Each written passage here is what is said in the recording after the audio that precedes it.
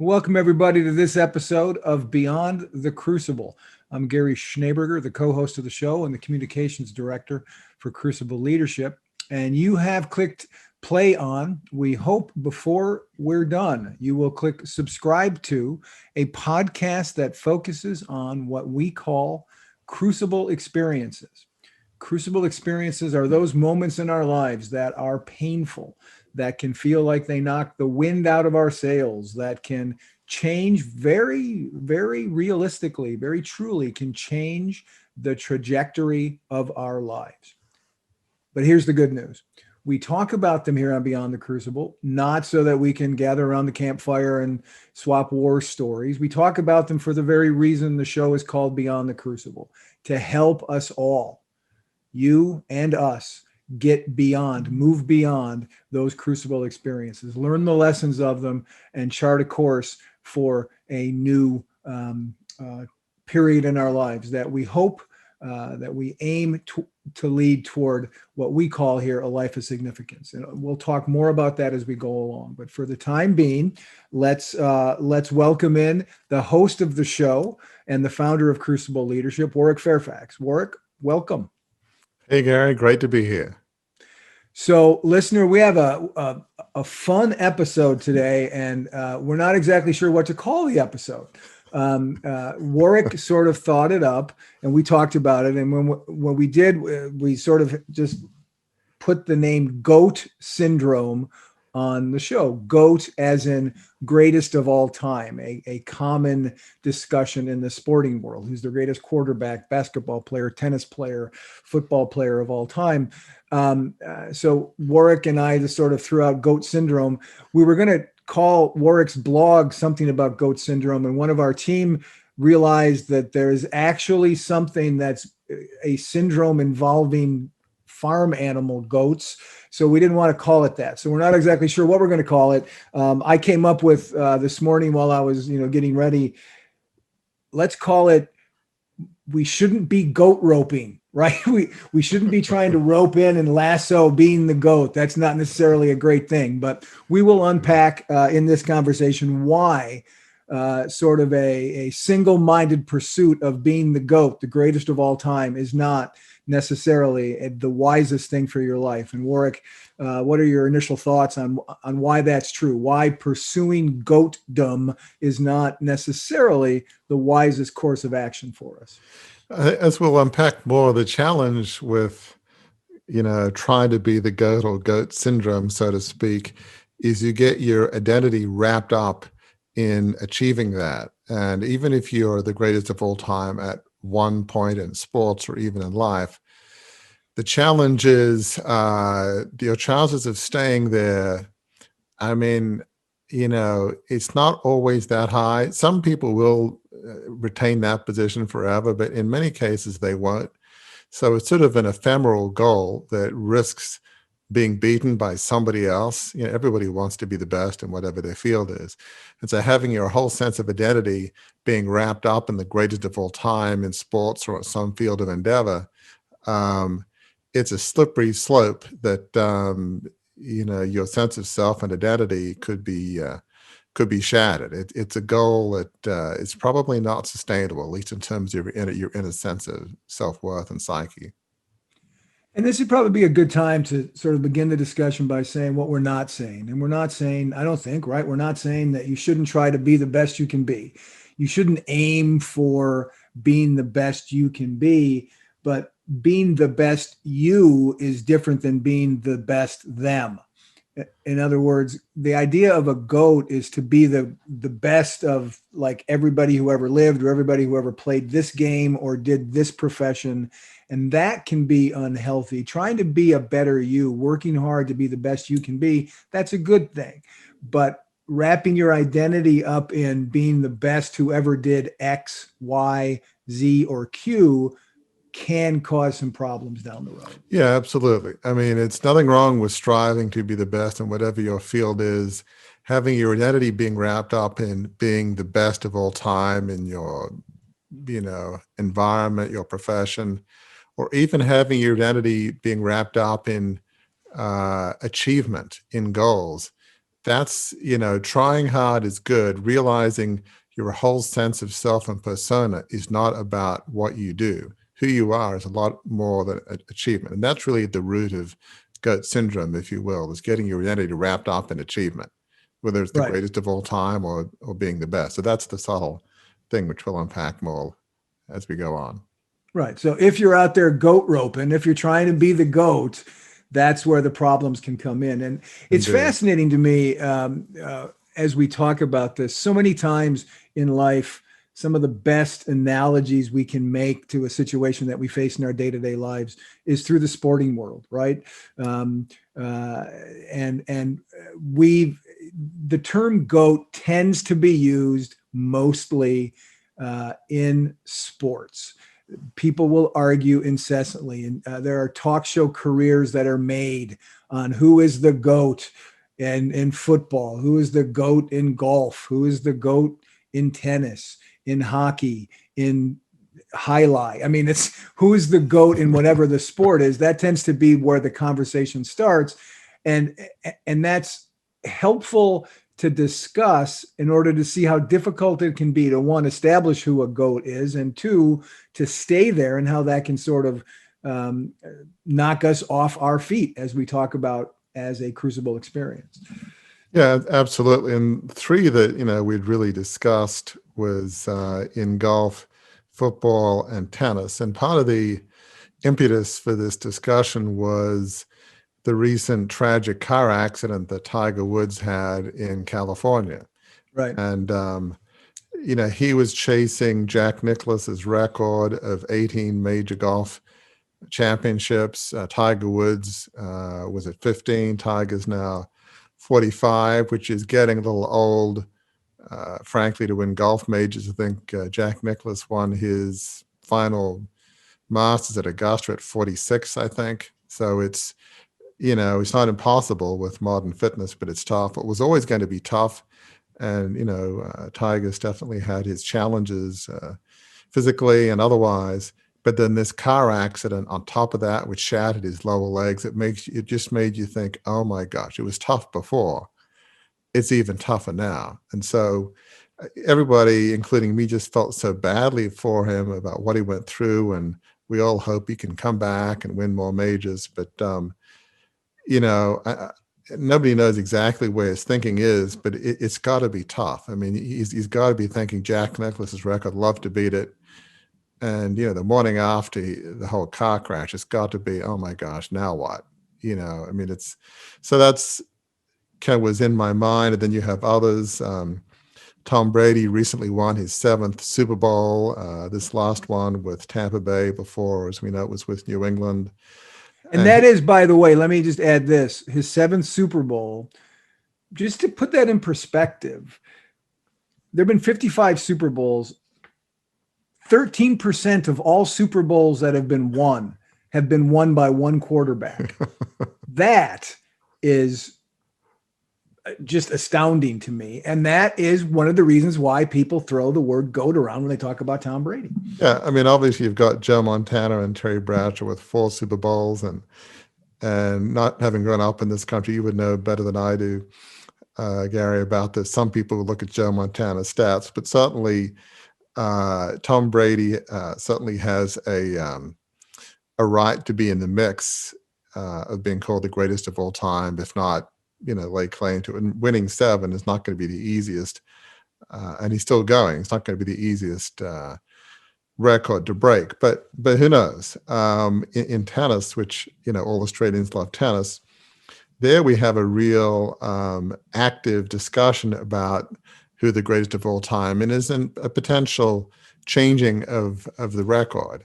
Roger Federer currently holds 20 Grand Slams. He eclipsed Pete Sampras's record of 14 and a number of years ago, which people thought 14, how can you break that? So he's at 20. Now you've got Rafa Nadal that recently also got to 20. And because Rafa Nadal is so dominant on clay on the French Open, if he's vaguely healthy, he is a very strong chance come June when they play that championship in Paris of being considered maybe the GOAT in tennis. He will have broken the tie at 20. You've got Novak Djokovic at 18 majors. You've got three of the greatest players of all time playing in the same era. And Right. so if you're Roger Federer, it's like, well, gosh, I thought I was in good shape. It just my luck to have, it's almost like being Tom Brady playing against Joe Montana and Terry Bradshaw in the same era. It'd be like, seriously? Really?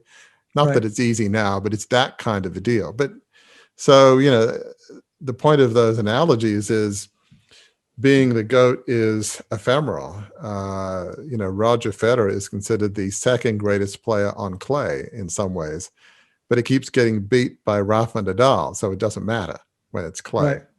So so these sporting analogies show that Tom Brady of the three maybe has the greatest claim to being the greatest, but it's a goal that's records are meant to be broken. So it's tough, and then the whole sense of we don't know where these three players stand. They're different folks, but having your identity wrapped up in that, I mean, it's a dangerous thing.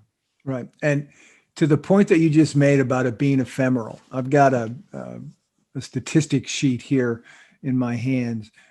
When he retired, Brett Favre, former quarterback of the Green Bay Packers, when he retired, Brett Favre was the NFL's all-time leader in passing yards, passing touchdowns, and quarterback wins.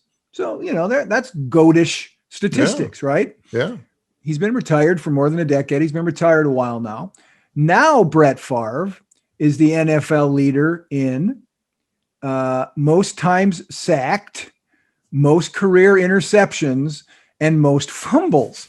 So what was goatish in the good sense, greatest of all time, now is sort of goatish and you're the GOAT, the guy who kind of ruined the game. If you fumbled the most, been intercepted the most, and sacked the most, those are not auspicious statistics. So all that to say, if you wrap your identity up in what your numbers are, whether they're numbers on a playing field or numbers in a ledger from your career, numbers in your bank account for how much money you make, if you wrap your identity up in those things can change. And there's a story, Warwick, that I've heard you tell a time or two that I want to, as we sort of shift from the sports analogy into the real world.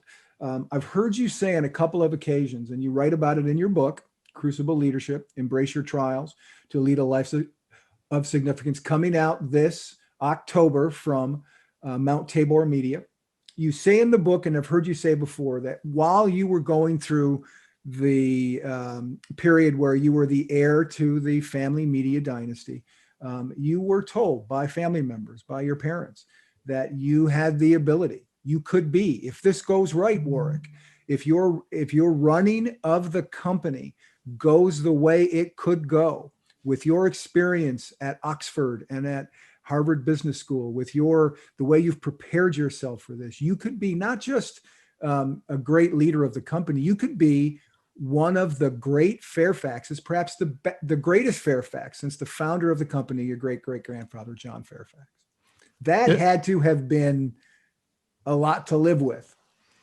Yeah, well said. That's true. I mean, as I think I've said elsewhere, I made the mistake of working hard. Growing up in a wealthy almost aristocratic family, I sometimes jokingly feel like it does feel a little bit like the royal family. Like it doesn't feel like you had a whole lot of choice but to go into the family business. But I jokingly say that I made the mistake of working hard. So I got good grades in school. I went to a good private boys' school. I got into Oxford, where my father, grandfather, elder brother has gone, worked on Wall Street, got into Harvard Business School. So all of that kind of working hard to do my duty and make my parents and family proud, that made people think, gosh, I mean, he's intelligent, he works hard.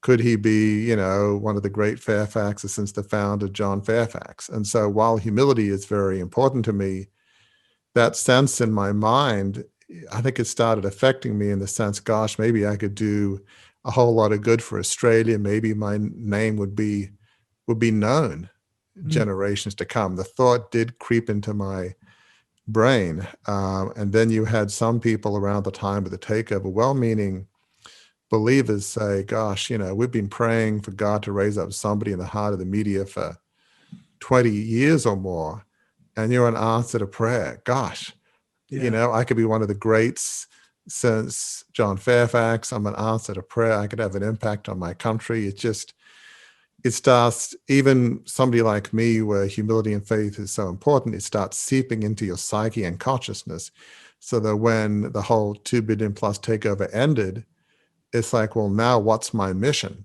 Right. That, it's almost like you get too old to play football, and now what do I do? Well, that mission's over, that goal, that dream. It was a tough thing to deal with. So there's some part of that GOAT syndrome in some sad way that I can identify with, having your whole identity wrapped up in a goal or a persona or what people are saying about you, about who you potentially could be. And is it safe to say, I mean, you're Crucible, you lost the family business, 150 years in the family, gone. Price tag of $2.25 billion, gone. But is it safe to say, even with that it was the sense of failure, the blow to your identity was even just one tick harder because of that? Did whatever bit of goat syndrome, goat roping, whatever bit of that seeped into you, did that make it even that much worse, even just a click worse, that failure? Yeah, no, I think it was. I mean, it was a failure of epic proportions. And while it wasn't so much the money, because money has not been a driver for me, the sense of, gosh, the impact I could have had on the company, bringing it back to the ideals of the founder, having it be run well, the impact through newspapers on the country, that sense of what might have been and what could I have done. It's sort of like unfulfilled promise. Somebody that may have been an incredible high school football or basketball player suffers a devastating injury, and they never know what would have happened in college or professional, what might have been. And so you have to live with the what might have been. And that's not uncommon, unfortunately. So that was part of the, because of the expectations others were putting on me and I was putting on myself, that sense of what might have been just added to the difficulty, the bitterness almost of that feeling of failure, certainly. And that feeling that you had, that's why we're talking on Beyond the Crucible, on a podcast that deals with how do you bounce back from crucible experiences. That's why we're spending so much time talking about great football players and tennis players and golfers and all of that. The reason we're talking about that, because it can affect us in our own pursuit of our professional dreams, our professional goals, and those are the dangers. Your identity gets wrapped up not just in what you do, but in being the best there ever was in what you do. You and I have talked a lot about in the movie The Natural with Robert Redford. There's a great scene that you love in that movie, and describe that scene, what happens, and why that then applies to all of us in some way. What happens to Robert Redford's character in that film? Yeah, I mean, The Natural, it's one of my favorite movies. It's about a young guy from Nebraska that kind of makes a mistake, a woman that just is somewhat psycho, and she kind of basically injures him. And so his promising career seems to be over. He comes back and they don't tell you, but I'm guessing somewhere in his 30s, and with the mythical New York Knights team. Yep. That I know I think you have a jersey. I think I have a hat, a jersey, a T-shirt. I have the whole business. Which I think is so cool. Anyway, just because he's an honest guy that won't kind of play ball with people want to bet on sports, he ends up getting poisoned, and he's in the hospital. And the woman that he knew from when he was growing up, played by Glenn Close, he's in the hospital bed, and she's at his hospital bedside trying to comfort him. And his name, Robert Redford's name in the movie is Roy Hobbs. That's the character he's playing. Right. And he just says to Glenn Close, things really didn't work out the way the way that I'd hoped. And she says, what do you mean? Well, I just thought I would be one of the great baseball players of all time. I'd walk down my hometown and they'd say, there goes Roy Hobbs, the greatest there ever was. Yep. And she says to him, well, Roy, but then what? Right. And he just like, he looks at it, it's like, he does not understand the question, but what she's saying, okay, so you're the greatest of all time. Well, then what? What's after that? What's almost not so what, but is that all there is? And he cannot fathom the question that Glenn Close is asking him. I've thought about that a lot, and that's just a perfect scene that epitomizes GOAT syndrome. That sort of, there goes Roy Hobbs, the best there ever was. It could be, there goes John Smith, Mary Jones, the best there ever was. And I guess the point of this episode is not just about great athletes or sports heroes. It could be, maybe you could think, gosh, maybe I could be the best lawyer in my town, the best surgeon, the best, real estate person. Maybe if you're a student, maybe I could be the best high school basketball player, swimmer, diver. In whatever arena you're in, there is a temptation to say, I want to be the best in my field, in my area, so that all my friends will say, gosh, there goes Joe, there goes Susan. I mean, they're the best at what they do. They are the best. They're the best I know personally, certainly. They're the greatest. And so it's not just for these great athletes. It's very tempting to want to be the best in our field of endeavor, which is not wrong, but it's getting your whole sense of identity at being perceived by your friends and neighbors and colleagues as being the best in whatever your arena is. Right. And it comes with dangers. It comes with great dangers of a loss of identity, where if your identity is in being the best oral surgeon and you're not the best oral surgeon, then your identity is crushed in some way. That's a crucible. It can lead, one of the dangers is it allows you to, or it leads you to put your emphasis on the wrong things. I go back to the natural. You put your emphasis on achievement, not relationships. And that's one of the things that almost passes Roy Hobbs by in that film. He finally does get back together with his high school sweetheart, but a lot of years pass where he is putting his emphasis on trying to get achievement, and he's missing relationship. He's missing those things that are truly important that lead to what you call a life of significance. So there are some dangers that come from being wrapped up in pursuing single-mindedly being the greatest of all time. And that's why we're having this discussion. And that's why we're going to pivot here in a minute to start talking about ways in which we can solve, cut short that pursuit, that all-encompassing pursuit of being the GOAT. By cutting that short, we can avoid some of the pitfalls and the heartache that come from it.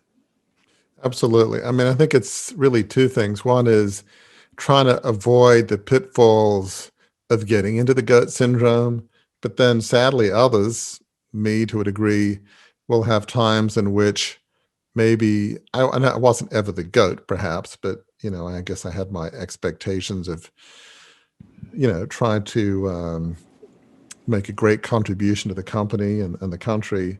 But for those who are legitimately in conversation about being the GOAT in sports or in business, once you've had a fall from grace, or you're no longer in the mix, that's hard to deal with too. So it's really both the ones, maybe you're on your way up, or how do you avoid the GOAT syndrome pitfalls? And if you're already on top of the mountain and have fallen, what do you do then? How do you recover? So it's both almost like vaccination, if you will, before you get the disease, and if you have the disease, how do you recover? It's kind of both and. And when you've roped the GOAT, right? When you have achieved GOATness, not only is it ephemeral, but it's not fulfilling. Here's a quote from 17th century French poet Jean de La Fontaine said this: "Neither wealth nor greatness render us happy." It can be not just fleeting, but it can be not fulfilling, in the sense of you can get it and it's not, it's Glenn Close saying, and then what? Is that all there is? There are other things that are more important than just being identified from the outside looking in as the greatest of all time. And we just had a guest on the podcast a few weeks back, Hank McClarty, and Hank talks about this. Hank was in many ways close to the GOAT in his financial services career. He was on the cover of magazine. His firms were ranked in the top, 10, 15, whatever they were. Hank, by his own description, said he started drinking the Hank Kool-Aid, believing his own press clippings, and his life collapsed. He spent more than 2 years living with no direction and no job, off of credit card points in a hotel, relying on the free breakfasts. That was not only was that not his identity was gone. He didn't know what to do, but he didn't have a job. He didn't have a direction. And what he found was significance. He was able to rebuild his career, as he talks about in the episode. He rebuilt his success, but more important to him, based on gratitude and humility, he was able to build significance. And that's what not focusing solely on being the GOAT allowed him to do. That's absolutely true. And that's a great example. The sad thing is, for those on their way up, you often, there's this myth that once I get to the top of the mountain, then I'm going to be happy and fulfilled. Right. And the reason you feel stressed is because you haven't succeeded in your goal to be the greatest in whatever field it is. I'm reminded of that fable, if you will, about there's an anthill and the ants are all crawling over each other to get to the top, and one ant says to the other, so why are we doing this, or what's up there? And says, I don't know. It must be amazing because everybody else is headed up the top of the hill. Right. And it's like, yeah, I don't know, why are we all trying to be, the number one financial advisor in the country, or the top real estate person, or the top surgeon, the top this? I don't know. But once I'm there and everybody goes, wow, this guy, this woman, they are the best.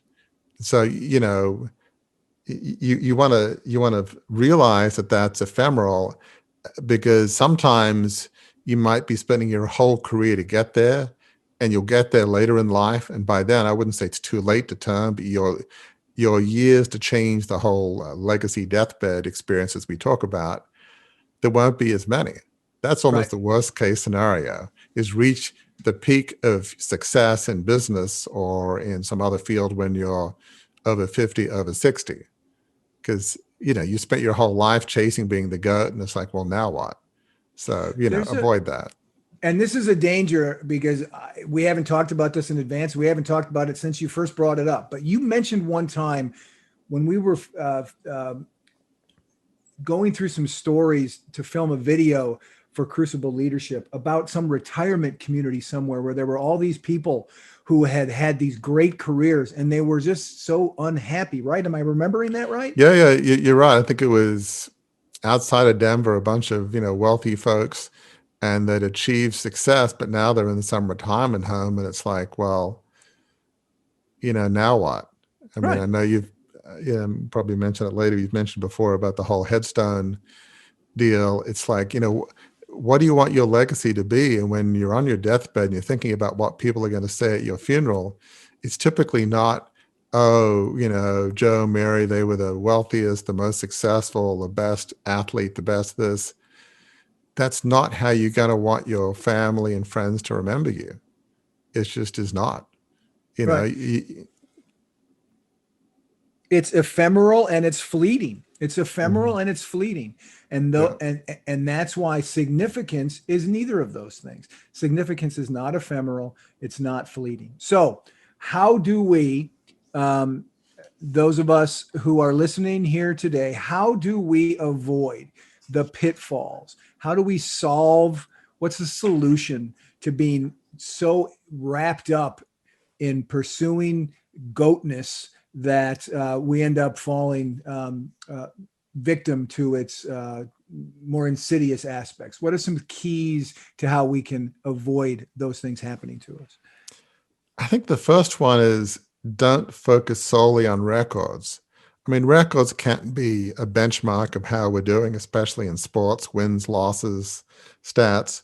But, rather than focus on records, and I think some of the best athletes do that, focus on, on day-to-day improvement. Just focus on, how can I be, how how can I be better? If you're in business, what can we do today to serve our customers better? What can we do today to improve our product? If you serve your customers well, improve your product, you'll probably make more money. And some of the most successful people in business know this is, if ever you ask a CEO, well, what's your vision? What's your mission? To increase revenue 20% for the next 5 years. Smart business analysts will say, really? That's it? Right. That's not a vision. That's not a mission. The smart ones will say, it's really to serve our customers, to treasure our employees. Some of the best companies like Southwest Airlines, their whole mission, what's started them in Texas, was to unite families, bring families together by bringing the cost of an airfare at an affordable level at a time when air travel was incredibly expensive. That was their mission. Well, they've done fabulously well and been very profitable for many years, but that wasn't the goal. The goal was really not about numbers. It was about a thought of bringing families together. Right. The best companies, the best organizations are focused on not so much on the records, but day-to-day improvement that's really anchored by an altruistic mission or vision. And that's the best. And that's the best way for an individual to live in pursuit of goals as well. One of the things I thought about as we were talking about this episode was focus on goodness, not on greatness. Focus on how you can be good, how you can do good for people, not on being great for yourself. I think that shift in things it can be an enormous boon to your joy, not your happiness. Happiness is circumstantial and it can be rooted in success or fit, but joy is internal. And if you're focused on bringing goodness to the table, not gathering greatness for yourself, I think that is one of the first prerequisites, one of the first steps toward a life of significance. Yeah, I think that's very true. It's what we talk a lot about when we talk about a life of significance, which at Crucible Leadership we define as a life on purpose, dedicated to serving others. So it's not about your own stats, your own record. It's about the team. It's about serving your customers, your employees. I think of Jim Collins's book, Good to Great, which is really a great testament to what we're talking about. He wrote it a number of years ago, but basically he analyzed companies that had 15 years of reasonable returns and then 15 years of incredible returns relative to the stock market. And all of the leaders he looked at were what he calls level 5 leaders, in which they were driven, but they were humble. And when he asked these leaders, so what accounts for your success? He says, well, gee, I don't know. I've got a great team. They were almost humble. They didn't say, well, I'm brilliant. I work hard. I've got a good strategy. We've got a killer app. I mean, whatever it is, it was just a humble sense of, it was outward focused. It was other focused. We have a good team. And so the truly great leaders are like that. It's not about their own personal success. It's about the success of the team and serving their customers, serving their clients, serving others. There's this altruistic, other-centeredness. And, the success, the numbers, that'll all come. That's a byproduct of their heart, which is other-focused. Right. Another quote I'll throw at you. Anne Frank said this: human greatness does not lie in wealth or power, but in character and goodness. That's exactly what you just described. It's not about quote unquote success. It's what do you bring to the table? What do you offer other people's that you're interacting with in the area of character and goodness? And what's another step? I was just going to say, just before you triggered another thought by saying that. So good. That's my job, to trigger thoughts. As listeners will know, I love history, and two of the greatest presidents as historians would be Abraham Lincoln and George Washington. And their greatness wasn't in their numbers. Yes, George Washington defeated the might of the British Army that was the greatest army on the face of the earth in the late 1700s. That was an amazing stat, to defeat the greatest army in the world. Abraham Lincoln won the Civil War at tremendous cost, but so their stats were pretty good. But yet you look at somebody like Abraham Lincoln, who was clearly very driven, very committed to the cause of preserving the Union and abolishing slavery. But he was humble. It was about the team. He didn't want accolades for himself. George Washington was a man of great character, great self-control, and he wasn't focused on his own accolades. Some of his generals and people almost wanted him to be a dictator at one point when the war looked like it was almost over, and he said, no, this is not what it's about. We're about creating a democracy. And so the greatness of the two greatest presidents was really the greatness of their character. Mm-hmm. And that's why they're remembered, not just because one won independence from America and the other one preserved the Union. It was really their character that was their greatness, to your point. Right. And it's not impossible. It's certainly not antithetical to be the GOAT and to have great character.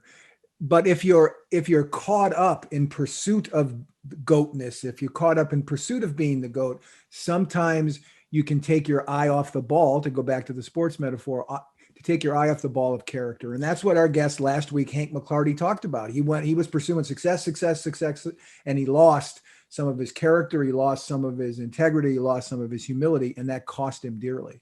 Absolutely. Truly great leaders don't focus on their own greatness. Right. Great place to move on to point number 2 of how we can avoid some of the pitfalls of trying to single-handedly become the GOAT, pursue the GOAT. What's another way that we can sort of short circuit that and avoid that pitfall? Yeah, I think another way, and you hear athletes talk about this a lot, the great ones, is enjoy the process. It's about getting better each day, but it's like, enjoy the training. If you're a football player, enjoy watching film. I mean, the truly great players, they love getting in the gym. They love watching film. They love trying to get just a little bit better. And what's interesting is with these great players, if they've done their utmost to train, to prepare, to improve, if they lose, it's like nobody likes losing. Certainly great athletes don't, but it's like, well, I did my best. The Right. better man, the better woman won today. Oh, well, I mean, the great ones are often, humble in victory and magnanimous in defeat, because yes, they want to do well, but their focus isn't on, the sheer act of winning. They're focused on the process of what do I need to do to be the best that I can be. It's the training. It's the little things. I'm sure, and you would know better than me, Tom Brady probably practices endlessly. I think as somebody that listeners wouldn't know here, Steve Smith is a cricket player in Australia and considered one of, if not the best in the world at the moment. He's had his challenges. Well, he practices incessantly, more than any other player on the planet. He's just like obsessed. He'll be in his hotel room with his cricket bat, and you've heard of shadow boxing. Will be like shadow practicing. It's just like move after move after move, endlessly, 100, 1,000 times in his hotel room. Does he ever sleep? It's like he's obsessed with every little part of his technique. And it's all about, the process. The great players are all about the process. So that's another key is don't focus on the result. Just focus on each day. How can I get better? How can I enjoy the training, enjoy the practice? Just enjoy the process. And that's not just obviously for sports. That is in your professional life. That is in your leadership life. Enjoy the process of having people entrusted to you to lead. Enjoy the process of being able to lead them. Yeah, that is key. Absolutely. It's, helping them improve, delegating. I mean, certainly I know in Crucible Leadership, to whether it's a book cover or anything we've done, there might be like 10 meetings to get to a good result. And like, I'm impatient by nature, but it's like, You got to realize this is the process. To get a great result, you've got to have a good process, keep the team on board, listen to good advice, and just enjoy the process. Right. Even if that's difficult for a lot of us, you know, good things come with patience and a good process. And I've learned that. I'm not into bureaucracy, but I have come over the years to realize a good process is the key to good results. It's critical. The next step that people can take to avoid getting caught up in the negatives of, for lack of a better phrase, GOAT syndrome is what? I'd say having other areas to focus on. I mean, one of the ways that it helps to have your whole identity um, separate from being the greatest in sports or in business or the arts, what have you, is have an outlet. It could be being with family. It could be, hiking, running, painting. I think of, certainly it helps with stress. I think of Winston Churchill in World War II, and certainly some consider him to be one of the greatest, if not the greatest prime minister in British history. He was a very good amateur painter. So when he had to make incredibly tough decisions and things were looking very dire in the midst of the World War II, he would get away to the country and he would paint. So, having an outside relief, not just for stress, but just, don't have your whole sense of self-worth, your whole sense of self wrapped up in your profession. Have other outlets. It could be community groups that you're involved in, some people may be the coach of their kids' sports teams in middle school or what have you. Just have other areas that are outside of your main profession. I think really helps to provide a bit of balance and, frankly, a bit of sanity. The word that comes to mind as you talk about that, and the next point 4, is having perspective, right? Having perspective, and I think it applies. Having perspective on this whole question of being the GOAT and pursuing GOATdom, but there's also having perspective on your crucibles, right? When I heard you just talking about your family and thinking about and really spending time with your family, I think about in your crucible with the loss of the family company, your family, you were married, you had children, and that perspective, that other areas to focus on, helps you get beyond your crucible. So it can help you avoid the GOAT syndrome and some of the trappings of that, the negative trappings of that, but can also help you get beyond your crucible to have that perspective, right? Oh, there's no question. When my kids were young in the 90s, after the whole takeover ended, just being able to play, I have 2 sons and a daughter, so it went boy, girl, boy.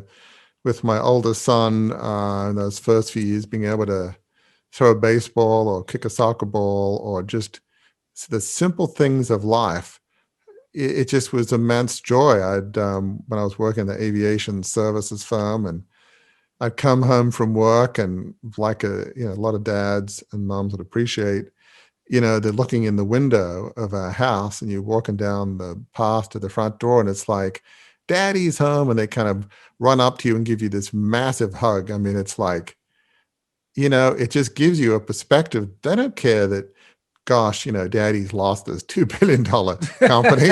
They didn't understand that at the time. They were too young. They still don't.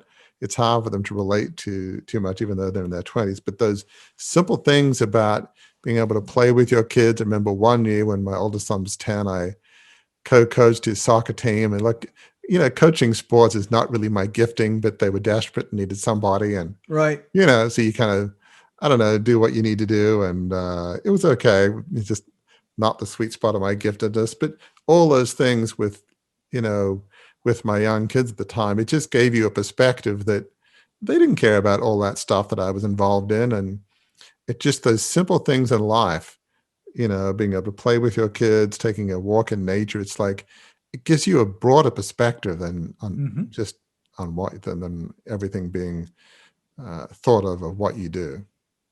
And another perspective generating point is your next point about keeping your identity separate from your profession. I've heard you say this often on Beyond the Crucible in your blogs.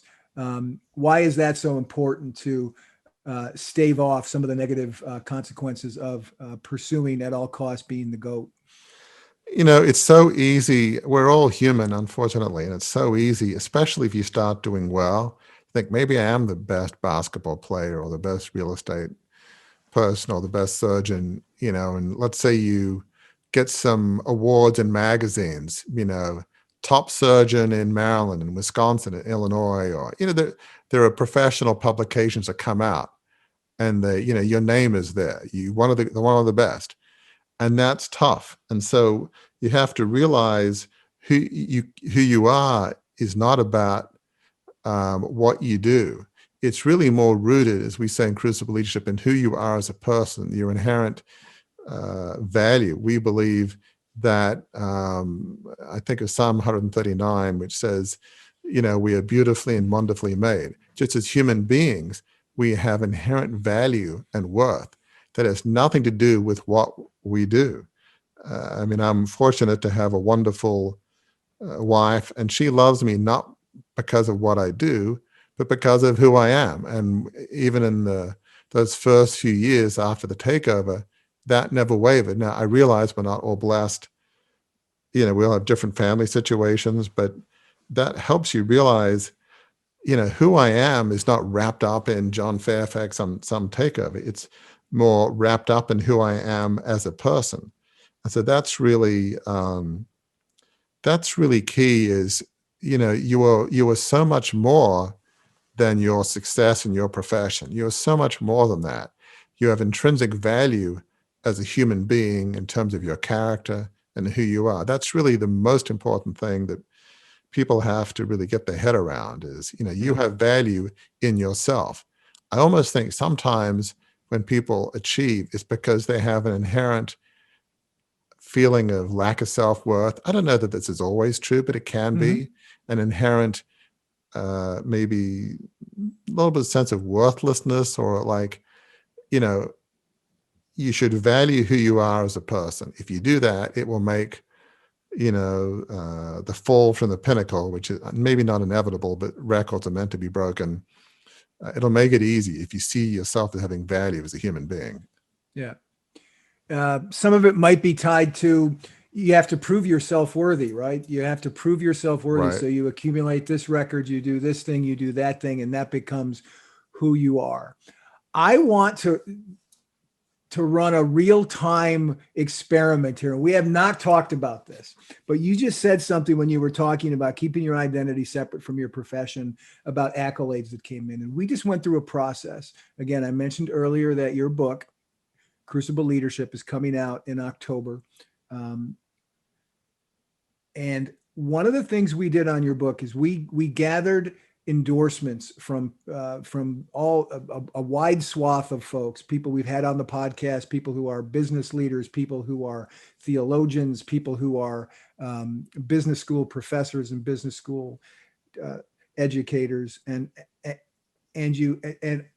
I read those endorsements of your book, 28 of them, 29 of them. At the end of the day, we had 29 of them, and there were some incredibly positive things said about you. As someone who has just gone through the experience of having deep words of affirmation about your work presented to you, how do you keep your perspective in that moment? Help the reader, or help the listeners and the readers who are eventually going to grab the book, help the listeners process how to do that, because I just watched you do it, and it was beautiful to see. That's a really interesting question. I think part of what kind of occurs to me is, my faith is my life. As listeners know, my faith in Christ is the bedrock of who I am as a person. And I never want to go back to believing the press clippings or believing, I could be one of the great Fairfaxes. And I'm human, I don't want to be like, oh, look at this book and look at Crucible Leadership, Warwick's back, redemption. I mean, I'm human. We all have our temptations. And so if ever I start looking at these things and go, boy, that's pretty, and I'm grateful. I'm unbelievably grateful for the very kind words that a number of people, many said there. But I just almost, it's like a mantra. It's like, it's all you, Jesus. It's all you, God. I just bring it right back to him, saying, it's not me. It's, any gifts I have, it's ones that God has given me, and the good fortune and the good team, good circumstances, the resources I'm blessed with to be able to do what I do. It's all the Lord. So it's really, my faith helps me if ever I get tempted, and I'm human. It's like, it's not me, it's you, Lord. I just sort of open my hands and just say, it's you, Lord. It's not me. I'm just trying to be a faithful servant. I just turn praises back to him. That's kind of what I do. It works for me. And it's like whenever you feel like your temperature rising a little bit, that your arrogance, your believe you're in press clippings, that's what I just turn to my faith and say, it's not me, it's it's you, and maybe working through me. But I don't know how that translates more broadly. Maybe it's just maybe it's my family, it's my team, it's I'm just trying to be faithful here. I think there's a way of looking at it more broadly, but that's kind of what I do. Yeah. And that's helpful to be able to, that's a real world application of keeping your identity separate from your profession, and specifically your achievements within that profession, because that's where I think the goatness comes in. Is it's your identity is tied up not just in your profession, but your achievements in that profession. And when you write a book and you get endorsements from people, it's easy to think, wow, I've achieved a lot. And to be able to tamp that down and recognize that you're more than that you're more than your achievements. We've talked about it before on the show a lot. We are all more than our best moments and more than our worst moments. We all sort of live life in the middle. And that is true, I think, for pursuing goatness. We're more than how many Grand Slam titles we've won, how many Super Bowls we've won. And that is what really matters in life. We're getting to the point where, since we've talked so much about sports, I'm going to say the I don't know, the clock is winding down or something like that. And I can't think of a good metaphor for the captain's turned on the fasten seatbelt signs, but we're going to land the plane here shortly. But you have one more point that I think is really critical for listeners to find the strength. It really takes strength. Find the strength to turn away that desire, as you just described it, the heat rising up of wanting to embrace and pursue and even grasp at being the GOAT. And what is that final point that you have, Warwick? Yeah, it's hold it all lightly. I mean, records come and go. Maybe you're in the prime of your athletic career or the leader of the organization, but it won't last. Records will be broken. And if you're the CEO of your company, newsflash, you won't be CEO forever. You'll retire, you'll get replaced, you might be asked to leave. I remember when my dad was, he was chairman of John Fairfax before he was thrown out by some other family members in 1976. And as chairman of a large media organization, he would be invited to government functions and, embassy deals, consular things. I think I remember my mother telling me that when he was removed as chairman, not only did those invitations not come, in some cases, I think he was told, you don't need to attend. The invitation was withdrawn.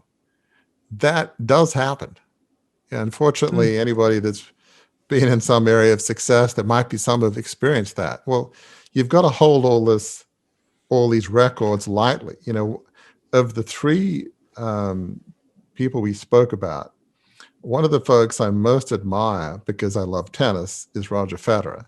And I don't know his psyche, but he sure seems like he has a pretty balanced life and has his head on straight. Has a nonprofit that helps underprivileged folks in Africa.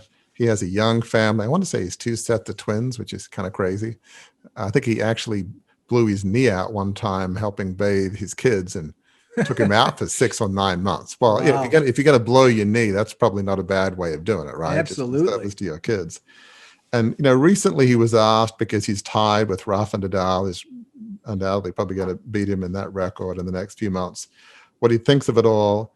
And Roger Federer says this, he's talking about playing against some of the most incredible players of all time, Novak Djokovic and Rafa Nadal. And Federer says this, but all records are there to be broken. The guys are unreal. In other words, his competitors, Djokovic and Nadal. We all know that. I hope they keep on going. I hope that they do everything they possibly want and they look back with no regrets. We want to leave the game with no regrets. And I think from that standpoint, we all sleep very well at night. I don't know whether they do, but you sense that Roger Federer does. Absolutely. He loves the game. He's like 39 years old, which is ridiculously old for a tennis player. Why does he keep playing? As that saying goes, for the love of the game. He honestly loves playing tennis. Yeah. He wants to do well. And if he's not the greatest of all time, his record is broken, which it undoubtedly will be. He seems like he has about as much peace with it as any athlete is. So as any elite athlete is. So there's something about him that really impresses me. I feel like of all the athletes I know, he handles the whole GOAT syndrome about as well as I know. Now, maybe his psychologist, if he has one, says actually the real Roger Federer that nobody knows. Right. As far as anybody knows who watches tennis, everybody feels like, God, this guy, not only does he handle it well, he has a good character. And what's the result of that? Pretty much everywhere he goes, everybody cheers for him. Right. People love him because of not just his grace, the ability to play tennis, but who he is as a person. So, it's okay to be cheered for the right reasons, which is not just about his tennis, but about his character. Yeah. You've got to be cheered. Let people cheer for you as a human being. And that is true, not just of folks who are playing sports. That's true of all of us in any field of endeavor that we're involved in. As we wrap, Warwick, let me say a couple of things. One, all of the insights that we've discussed on the show today, you have in a blog that folks can find on crucibleleadership.com. So if you want to revisit any of these posts and sort of look more deeply into some of the points that we've made, Warwick's perspective on them, you can read them at crucibleleadership.com under the heading of blog. You can find that there. But there is a summary of all this, right? You have these 5 points, but it all leads to kind of one great big summary of what our goal should be. And I've often thought of this in the last couple of months in particular, as we talk about a life of significance, that what you're about to talk about, legacy, seems to be like the postscript to a life of significance. We live a life of significance and we leave a legacy. But how do all of these points, when they add together, why is legacy such an important true north to go for? In some ways, people talk about living life backwards, like when you're on your deathbed, when you're thinking of your kids and your spouse, giving your eulogy, if you could write it for them. And, one of our folks, I think it was Mike Valentine, talked about, what would you like your eulogy to be like, which is an amazing comment that he made. It probably won't be about fame or success. It might be about being a mom, a dad, brother, sister, maybe about serving the people that you worked with, serving the people in the community. What is it? How do you want to be remembered by your kids, grandkids, and friends and neighbors? That's kind of in part what we talk about legacy. Well, how about living your life today in accordance with what you would like that eulogy to be like? In accordance with those last moments of consciousness before we pass. You don't want to be going, oops, I blew it. I'm on my 3rd or 4th marriage. My kids hate me. My employees think I was just the worst jerk imaginable. That's one legacy. but do you really want that to be yours? And so, now's the time to live a legacy that you can be proud of. And that's why we talk about a life of significance, because that to live a life well lived, to live a legacy you can be proud of, means to do that, I think from our framework, you have to live a life of significance, which is a life lived on purpose, dedicated to serving others. When your life is other focused, when it's built on a foundation of character, of values, of faith in something beyond yourself, that's a life that you can be proud of. And ultimately, we only get one life, and it may be short or long. We never know the day. It's just one of those uncertain, certain things in life. So how about living a life today that you'll be proud of tomorrow, and that your kids, grandkids, and family members will be proud of as they gather for your eulogy? Right. Live your eulogy today. And if you do that, you probably won't be so focused on being the GOAT in sports or business or the arts or whatever field of endeavor. It will be more focused on other people, about, yes, using your talents to benefit others, working hard, but it will be more other focused rather than self-focused. That's really part of what it means to leave a legacy you and certainly others can be proud of. And to tie the idea of legacy up in the idea that we've talked about here, this idea of being a GOAT, we've talked about this before, and you alluded to it earlier. Arguably the GOATs of country music, of rock and roll music, and of jazz standards music. And that would be Johnny Cash in country, Elvis Presley in rock, and Frank Sinatra in jazz and standards. These were the GOATs in these musical genres. But their tombstones, their legacies, two of them don't even mention that they were musicians at all. Johnny Cash has a psalm on his. Frank Sinatra simply has "The Best Is Yet to Come," a lyric from one of his songs, on his. Elvis Presley does mention that he was a recording artist, but the main things about how he was a son and he was a father, those very things that you talked about, having other things to focus on, having a perspective. So here are three. If anybody had the right to go out to, as the curtain closed, since they're all performers on their lives, as GOATs, and to really trumpet their GOATdom from their tombstones, it was these three gentlemen, and none of them did it. They all focused on those other things you talked about, those other things that bring joy to life, that bring meaning to life, their families. That's what they focused on. And I think that's a great place to kind of tie the bow on the package of our podcast here today. So listeners, thank you for joining us. Until the next time we're together, remember this, because it's true. Your crucible is painful. We know that. Warwick knows that. I know that. We've been through crucibles as well. But it is not the end of your story. In fact, your crucible moment can be, if you learn the lessons of that crucible and you apply those lessons moving forward, your crucible experience can be the jumping off point to a new chapter in your story. And it can be the best chapter of your life, because that chapter will lead you toward two things that we talked about on this episode. And it won't involve another one. It doesn't lead you to GOATdom. It leads you to a life of significance, and it leads you to a legacy you can be proud to leave.